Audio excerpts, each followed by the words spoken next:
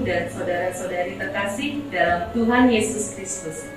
Salam sejahtera untuk kita semua. Saya Dian Marto akan mendampingi Bapak Ibu dan saudara-saudari untuk pertemuan BKSN ketiga malam hari ini. Tema kita pada BKSN ketiga ini sangat menarik, yaitu orang berdosa namun dipercaya oleh Tuhan. Diambil dari kitab Injil Lukas bab 5 ayat 1 sampai 11. Kita juga dibantu oleh Ibu Meni untuk pembacaan Injil. Selamat malam Bu Meni. Apa kabar? Sehat? Ya, berkah dalam Bu Meni. Marilah Bapak Ibu, kita awali pertemuan BKSN ketiga ini dengan lagu pembukaan dari Puji Syukur 603, Curahkan Rahmat, yang dinyanyikan oleh OMK Santa Maria Fatima Brebes.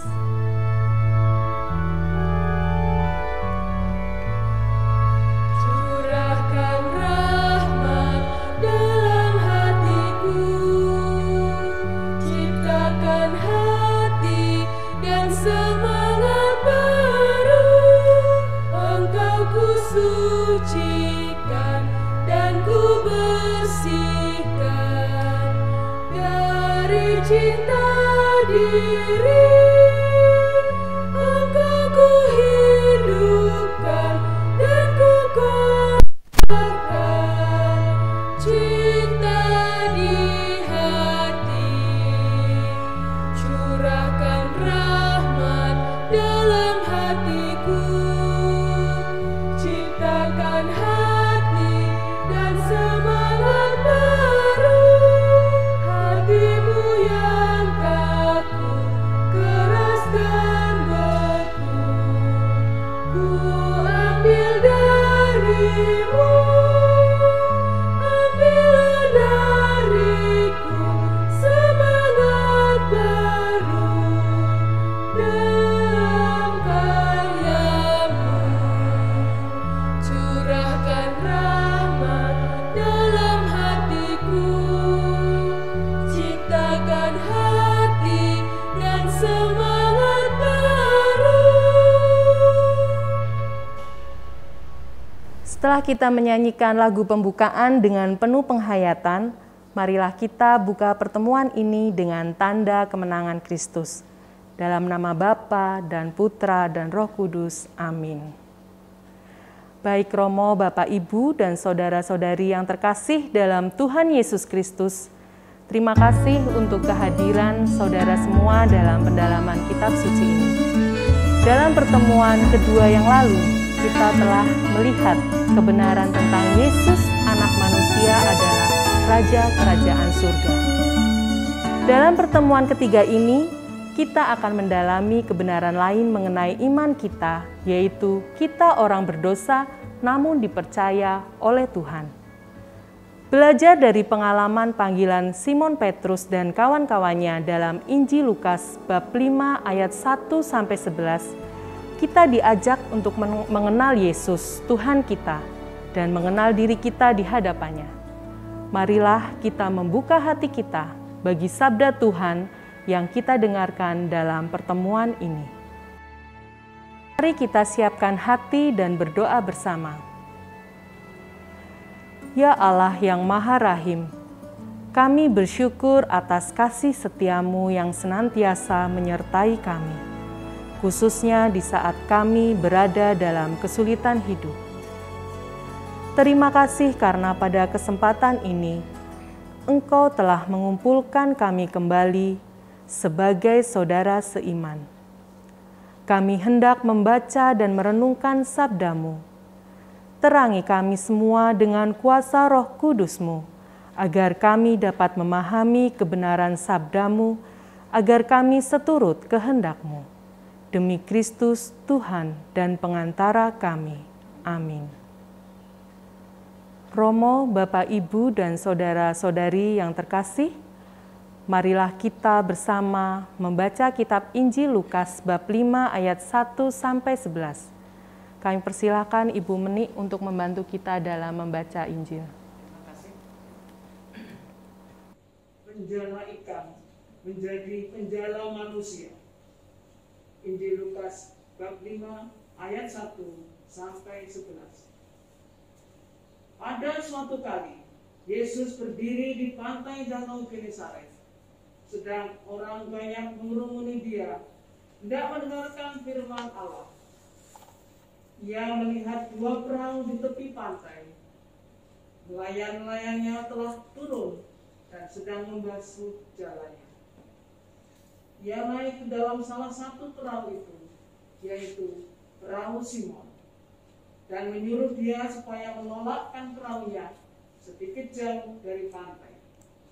Lalu ia duduk dan mengajar orang banyak dari atas perahu. Setelah selesai berbicara, ia berkata kepada Simon, "Bertolaklah ke tempat yang dalam dan tebarkanlah jalamu untuk menangkap ikan." Simon menjawab, "Guru, telah sepanjang malam kami bekerja keras dan kami tidak menangkap apa-apa. Tetapi karena engkau menyuruhnya, aku akan menebarkan jala juga." Dan setelah mereka melakukannya, mereka menangkap sejumlah besar ikan, sehingga jala mereka mulai koyak.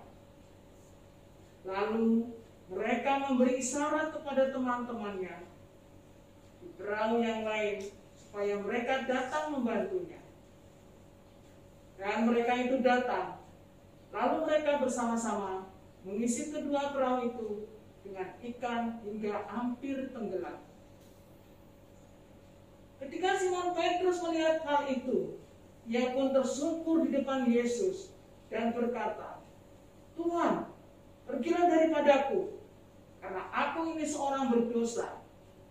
Sebab ia dan semua orang yang bersama-sama dengan dia takjub karena banyaknya ikan yang mereka tangkap.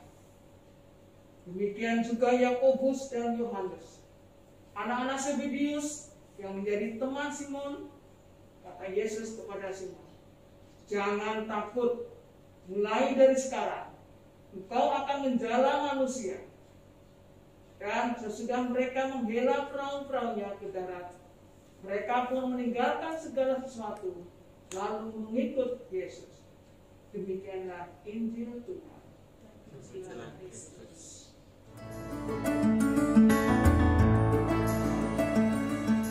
Untuk mendalami tema ini, kita akan dibantu oleh narasumber kita yang sangat menarik, yaitu Romo Dalang kita, Romo Agustinus Handi Setianto PL. Selamat malam, Romo. Selamat malam. Apa kabar, Romo? Baik, puji Tuhan, luar biasa. Ya, puji Tuhan.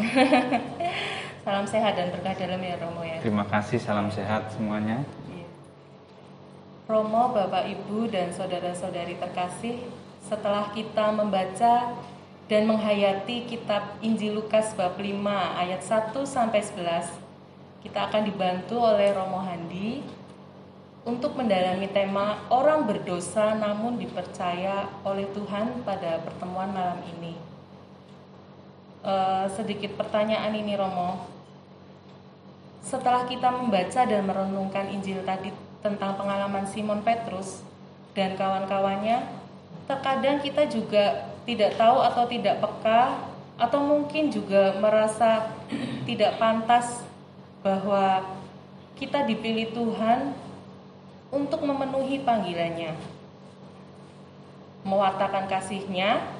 Menurut Romo, kapan dan bagaimana seorang pengikut Yesus dapat menyadari bahwa Allah itu Maha Kuasa dan bahwa di hadapan Allah kita hanyalah manusia yang berdosa? Monggo, Romo. Manusia itu mengalami Allah yang Maha Kuasa. Itu terlebih saat dia sedang lemah, sedang sakit, sedang mengalami penderitaan, atau sedang mengalami pengalaman eksistensial yang membuat dia tuh merasa mentok. Sebagai manusia dia merasa nggak bisa apa-apa, mentok. Oh, ternyata saya itu kecil, ternyata saya itu nggak bisa apa-apa. Sejaya-jayanya manusia, sehebat-hebat manusia, sekokoh-kokohnya dia akan mengalami pengalaman eksistensial yang membuat dirinya itu merasa saya itu kecil. Saya itu tidak ada apa-apanya di hadapan Allah. Pasti setiap manusia akan mengalami seperti itu. Hanya kadang yang membuat manusia tidak bisa mengalami kemahakuasaan Allah itu karena ketertutupan hatinya. Kita ingat pengalaman dua murid yang sedang berjalan menuju Emmaus. Di situ ada Yesus yang menemani perjalanan mereka, Yesus yang maha kuasa. Tetapi mereka tidak tahu bahwa yang menemani mereka itu adalah Yesus. Mengapa? Karena mata hati mereka itu tidak terbuka. Karena mata hati mereka itu tertutup. Akhirnya setelah mereka bisa dan berhasil membuka hati mereka selebar-lebarnya, mereka bisa mengenali, oh ternyata ini Yesus yang menemani kita berjalan. Dan setelah itu hati mereka berkobar-kobar. Mereka punya pengalaman yang begitu indah. Terlebih juga manusia itu bisa mengalami kemahakuasaan Allah ketika dia itu sebagai makhluk yang dari kodratnya memang makhluk yang lemah, yang berdosa. Maka seperti Petrus itu tadi ya, dalam Injil kan dikisahkan Petrus itu seorang penjala ikan bersama teman-temannya. Dia punya pengalaman lebih soal menjala ikan, tidak ada bandingnya dengan orang lain karena dia memang pekerjaannya adalah seorang nelayan, pencari ikan. Dan dia mungkin kaget ya, wong sudah semalam-malaman tidak dapat apa-apa, kok Yesus meminta dia untuk menebarkan jalannya. Bertolaklah ke tempat yang dalam dan tebarkanlah jalamu. Loh, Yesus itu gimana sih? Saya lebih pengalaman loh ya, ini sudah siang. Kalau cari ikan mestinya kalau mau banyak dan mau dapat ya malam. Masa ini sudah hari siang kok saya disuruh? Nah, Petrus ini dalam keraguan-raguan tentu saja ya. Ini kata-kata Yesus benar enggak ya? Kalau saya enggak nurut kok nanti reputasi Yesus ya diturun. Karena kita ingat cerita sebelumnya. Sebelum Yesus bertemu Petrus dan kawan-kawan di Danau Galilea ini, cerita sebelumnya kan Petrus itu punya pengalaman mukjizat ketika mertuanya disembuhkan oleh Yesus. Dalam bab 4 itu masih dikisahkan. Jadi ya, tentu mereka sudah saling kenal sebelumnya ketika di danau ini, ya kan? Begitu Petrus mengalami pengalaman yang di luar akalnya, yang kok bagi manusia biasa kok ini sulit ditangkap. Lalu dia langsung hatinya tuh ngah dan menjadi seperti ada klik di sini gitu ya. Ternyata memang Yesus ini maha kuasa. Dia bisa menjangkau hal-hal yang tadinya tidak terpikirkan oleh akal logika biasa yang dialami oleh manusia ini. Bagaimana mungkin ini siang-siang kok ketika Yesus yang meminta, kuasanya itu begitu besar. Lalu ini betul-betul terjadi. Itu. Maka ketika Petrus ditatapkan dengan sesuatu yang itu ada di luar nalarnya, dia mengalami sungguh bahwa Allah itu ternyata maha kuasa. Dan di hadapan dia langsung merasa kecil. Merasa bahwa saya ini berdosa Tuhan, maka mohon Tuhan jangan dekat-dekat saya, pergilah dari saya saja Tuhan, sebab saya itu nggak ada apa-apanya di depanmu. Saya ini sungguh-sungguh orang yang berdosa. Itu. Petrus punya pengalaman seperti itu. Maka menurut saya tadi pertanyaannya kapan dan bagaimana seorang pengikut Yesus sadar penuh bahwa Allah itu maha kuasa? Tentu ketika dia punya pengalaman eksistensial di mana manusia itu sebenarnya lemah, hanyalah debu di hadapan Allah, nggak ada apa-apanya. Dan kemudian ketika dia mampu membuka hatinya di hadapan Allah, itu. Saya kira begitu jawabannya. Terima kasih. Iya, Romo. Baik, Romo. Memang terkadang ketika kita memang sedang dalam keadaan terpuruk mungkin ya, Romo ya. Baru kita merasakan bahwa Allah itu memang maha kuasa gitu ya, Romo ya. Nah, sekarang untuk pertanyaan yang kedua ya, Romo ya. Lalu bagaimana seharusnya sikap kita manusia yang berdosa ini di hadapan Allah yang maha kuasa, Romo? Sikap kita sebagai manusia yang berdosa tentu merasa bahwa kita itu tidak ada apa-apanya di hadapan Tuhan. Kita harus semakin menjadi pribadi yang rendah hati. Kita itu seperti debu, kita itu kecil. Tetapi jangan lupa, kesalahan kita, dosa kita, kekeliruan kita itu tidak seberapa jika dibandingkan dengan kasih Allah yang begitu besar. Ya. Jadi kita sadar kita keliru, kita salah, kita berdosa, tetapi ingat, kasih Allah jauh lebih besar daripada kekeliruan kita. Maka kita tetap bersikap mendekat pada kasih dan kerahiman Allah, tidak boleh malah menjauh. Itu sikap yang paling tepat untuk kita lakukan di hadapan Allah. Baik. Mungkin Bu Meni ada pertanyaan untuk Romo Handi. Baik, Romo.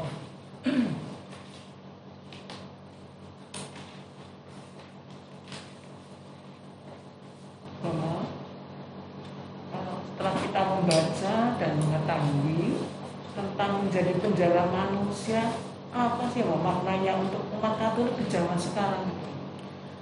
Menjadi penjala manusia. Menjala kan berarti mencari sesuatu, dalam hal ini menjala ikan mestinya gitu ya. Tetapi dengan kata-kata menjala manusia, itu berarti kita mencari orang supaya orang itu bisa mengalami kasih Allah. Itu.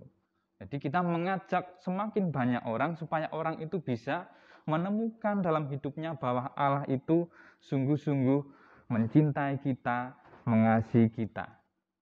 Kita lihat betapa orang-orang di sekitar ini, terutama di zaman ini, orang itu begitu mudah berbuat jahat, begitu mudah merusak. Itu karena apa? Karena kurang punya pengalaman dikasih oleh Allah. Maka tugas kita menjadi penjala manusia adalah kita wartakan sang sumber kasih itu sendiri, dan tentu saja Yesus. Lalu kita ajak orang-orang untuk mengenal Yesus yang adalah sang kasih itu sendiri. Maka bagi saya yang namanya pewartaan itu sebenarnya sederhana sekali. Kita bisa menceritakan bahwa Allah itu baik kepada saya dan juga Allah baik kepada Anda semua. Kita ajak, mari kita temukan Yesus dalam hidup kita. Itu artinya menjadi penjala manusia. Kita ajak supaya orang itu mampu juga berbuat baik untuk masyarakat, untuk gereja, untuk orang-orang terutama mereka yang kecil, lemah, tersingkir, difabel dan sebagainya. Kita jala mereka, kita ajak mereka untuk sama-sama mengalami kasih sehingga beroleh sukacita dari Allah sendiri. Itu. Makasih Romo untuk jawabannya tadi. Terkadang kita memang sebagai manusia yang diberi Tuhan fisik yang lengkap dan kesehatan, terkadang tidak peka untuk panggilan Tuhan. Jadi terkadang malah kita yang selalu butuh untuk ditarik-tarik gitu ya Bu Meni ya. Terus satu lagi Romo, yang terakhir ini Romo, bagaimana kita sebagai umat Katolik dapat menjalankan tugas yang dipercayakan Tuhan kepada kita? Sebagai orang Katolik, kita harus menyadari bahwa bagaimanapun keadaan kita, sekotor atau selemah apapun kita ini, kita harus memiliki kesadaran bahwa kita dipercaya oleh Tuhan. Ya, itu penting, sebab banyak orang itu merasa dirinya tidak berharga, merasa dirinya itu dibuang dan sebagainya.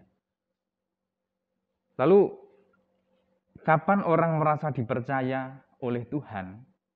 Ketika orang bisa mengalami begitu banyak berkat yang Tuhan berikan kepada dia.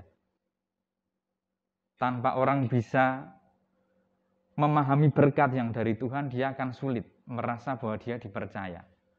Jadi, saya punya pengalaman seperti ini. Hitunglah berkat-berkatmu, bukan malah menghitung masalah-masalahmu. Itu. Jujur saja, Kita semua lebih banyak menghitung masalah atau menghitung berkat? Kebanyakan menghitung masalah. Padahal kalau mau kita gali, berkat dari Tuhan itu banyak. Caranya tidak usah mendongak atau bahasa Jawanya tuh ndingkluk atau menunduk. Tapi tengadalah kepada Tuhan supaya kita semakin bisa menemukan Dia yang memberi kita banyak anugerah. Jadi hitunglah terus berkat-berkat yang dari Tuhan. Lalu dari situ kita semakin merasa, oh ternyata Tuhan memberi saya kepercayaan. Sejelek apapun saya ini. Dan kalau kita berhasil menggali bahwa kita itu sebagai orang yang dipercaya, itu rasanya itu lebih aman di dalam Tuhan, rasanya itu lebih menguatkan gitu ya, daripada kita menyadari diri sebagai orang yang tidak dipercaya. Kasihan loh orang yang tidak dipercaya, ya kan? Contoh sederhana dalam hidup kita sehari-hari, ya kan? Tiba-tiba dalam kepanitiaan nama kita kok tidak pernah disebut oleh Romo Paroki gitu kan? Ada apa dengan saya gitu ya? Nah, namun berbahagialah kita ketika dalam panitia apapun nama kita ada tertera di situ. Wah, ini bukan beban, ini bukan kewajiban yang memberatkan, tetapi cara pikir kita harus diubah. Ternyata ini sebuah kepercayaan bagi saya. Kasihan kan orang kok disingkir-singkirkan, mau ada acara, jangan ini nggak usah, namanya dicoret saja. Nah, gimana rasanya? Oh ini orang, oh ini punya pengalaman seperti ini saya dengan dia, nggak usah lah, nggak usah dipakai, coret saja. Oh dia mau nyumbang loh, oh nggak usah, bang, saya sudah nggak percaya, kan rasanya sakit sebenarnya. Maka mari saudara-saudara kita sungguh-sungguh menjalani tugas perutusan kita itu semakin mengalami juga menjadi orang yang dipercaya oleh Tuhan. Karena dipercaya itu ternyata menguatkan, membangkitkan energi kita. Nah itu, hitung berkat-berkat supaya kita semakin merasa bahwa kita dipercaya oleh Tuhan. Dengan diberi berkat berarti kita dipercaya. Lalu tanggung jawab kita semakin disadari. Sudah dapat berkat kok diam saja. Sudah dapat berkat kita mestinya berbagi berkat. Sudah dapat anugerah kita mestinya berbagi anugerah yang Tuhan berikan kepada kita juga. Itu bagaimana kita menjalankan tugas yang Tuhan percayakan kepada kita. Itu. Berarti saya diberi tugas memberikan pelajaran pada anak itu juga suatu kepercayaan ya, Bang? Kepercayaan, iya. Kita harus melihatnya sebagai berkat dari Tuhan. Jangan melihat sebagai masalah atau bahkan sebagai beban. Umur ternyata tidak akan pernah mempengaruhi bagaimana orang diberi tugas.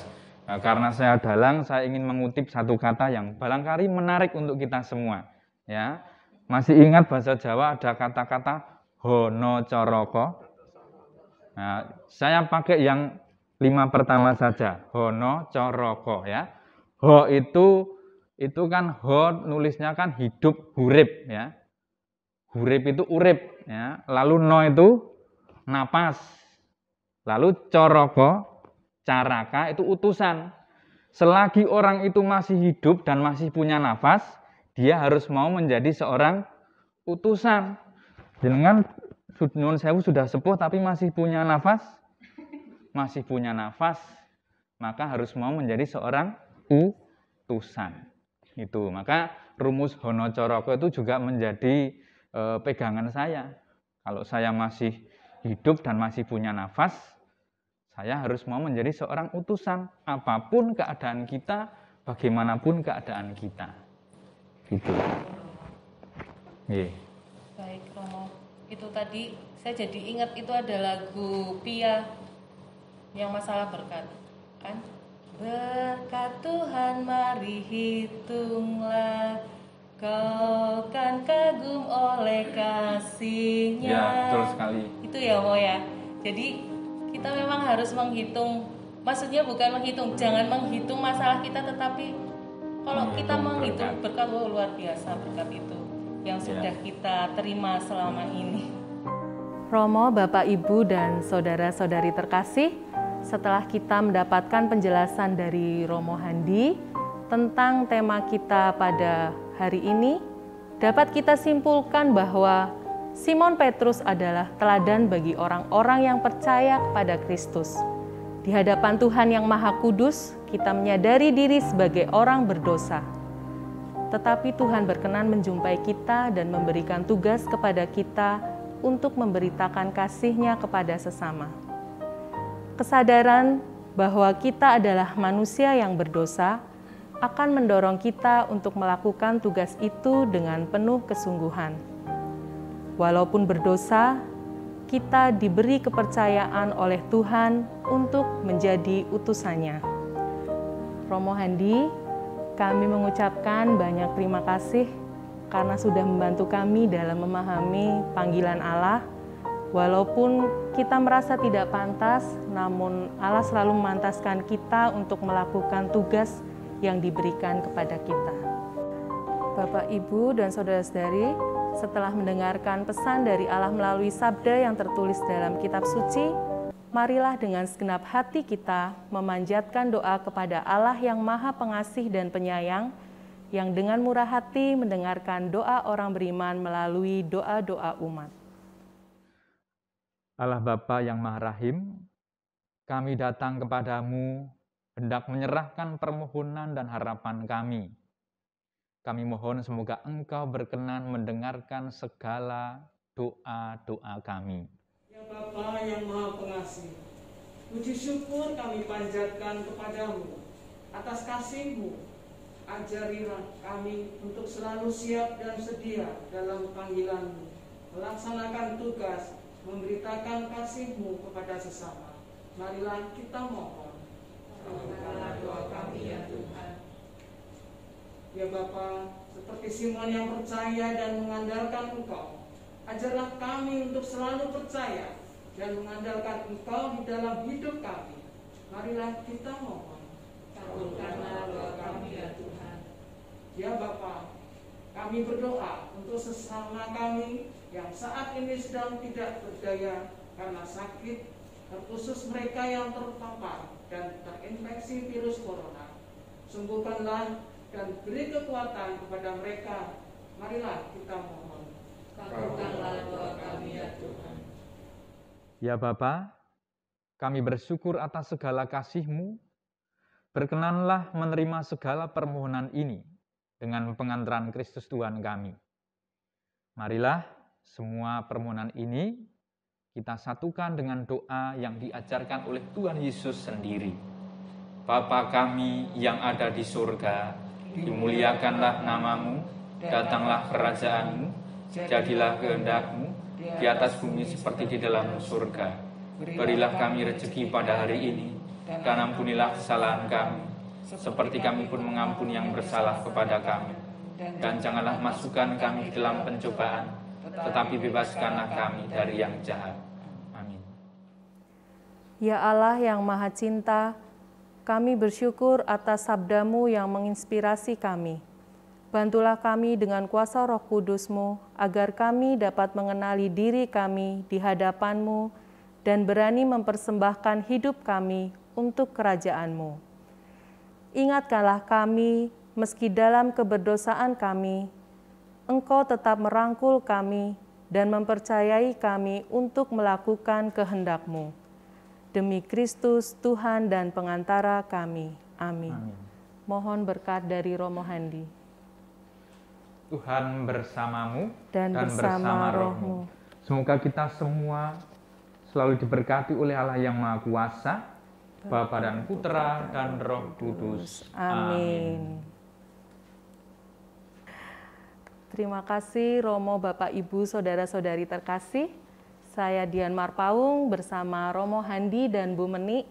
Pamit undur, semoga kita senantiasa sehat dan bahagia, tetap semangat dan berkah dalam. Berkah dalam.